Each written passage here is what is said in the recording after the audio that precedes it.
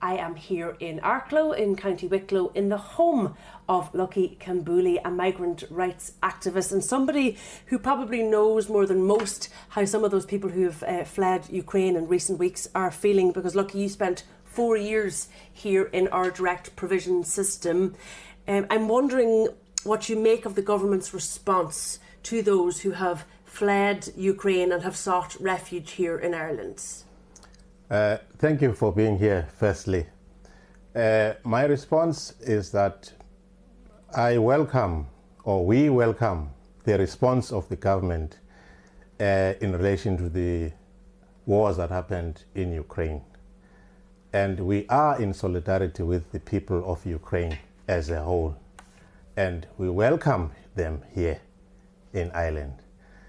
The response by the government leaves some sort of a sour taste with us who are people who have been seeking asylum here, that what we see, the way that they are speeding everything with the other refugees is something that we have never seen whatsoever for years for people who are already in direct provision with children, not having an ability to even go to school. I received a lot of calls from the people in direct provision when there was a child that went to school after 5 days of being in Ireland, and people were saying, what about me? I've been here for 3 months and my child cannot go to school. I don't even have a card, PPS card or a TRC card. So that is what makes people really be sad with regard to the response to the government, that it's like they're differentiating the people that come from Ukraine and the rest of the people that come from different parts of the world, which some parts have, like in Palestine, for instance, in Yemen, there are wars in Syria, but we have never seen this response so quickly. So it's not that you have a difficulty with the response the government has provided to the Ukrainian people, it's just that you feel it's created this two-tier system in Ireland. Yes, exactly. Just want to clarify that we don't have a problem with the response. We just want equal treatment of the people that seek protection, so that they must feel that they are welcome. At the moment, the people that are stuck in emergency hotels feel like deserted by the government. When they go to the International Protection Office to apply, they are turned away. They are told, go and wait for us to come back to you. So that is a problem that we want the government to, because they are showing that they can do it so quickly. Why couldn't they do it? Same thing for the people that seek protection. Do you have fears for this government's ability to cope with the number of Ukrainians who might end up looking for refuge in Ireland? I have fears with regard to that, based on the fact that they could not cope with the people that are stuck in direct provision as we speak.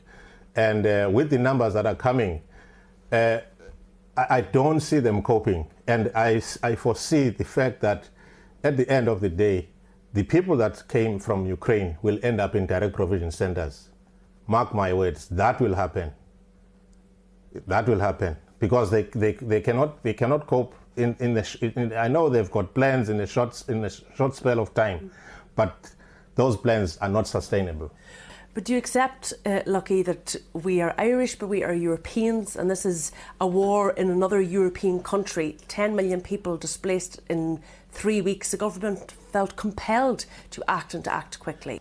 Yeah, no, I agree. They had to respond. They had to play their part as a global citizens as well. They had to make a response, but it's also important to understand the fact that there are people in their backyards as well that have been waiting in limbo, and they must not channel everything to one part of the people and leave the others.